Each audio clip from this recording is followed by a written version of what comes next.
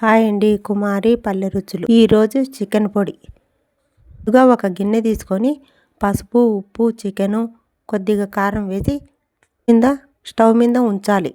కారం పొడికి తెల్లగడ్డలు, ధనియాలు, మసాలా దినుసులు, జీలకర్ర, ఎండుమిరపకాయలు, కరివేపాకు తీసుకోవాలి. ఈ చికెన్ చెమ్మబోయేంతకు వేయించుకొని పక్కన పెట్టుకొని ఒక కడాయి తీసుకొని ఆ కడాయిలో కొద్దిగా నూనె వేసి ఈ చికెన్ అంతా ఎర్రగా చికెన్ పకోడా బాగా ఎర్రగా వేగనివ్వాలి. ఇలాంటి కారం పొళ్ళు కావాలంటే పైన నెంబర్ ఉంటుంది, మెసేజ్ చేయండి. ఈ చికెన్ అంతా ఎర్రగా వేగిన తర్వాత పక్కకు తీసుకోవాలి. అదే కడాయిలో మళ్ళీ ఇవన్నీ మిరపకాయలు, ధనియాలు, జీలకర్ర, తెల్లగడ్డలు, కరివేపాకు అన్నీ వేసి వేగనివ్వాలి. కొద్దిసేపటికి చల్లారబెట్టి మిక్సీ కొట్టుకోవాలి. బరకగా మిక్సీ కొట్టి దానిలోనే చికెన్ ముక్కలు వేసి మళ్ళీ రౌండ్ రానివ్వాలి.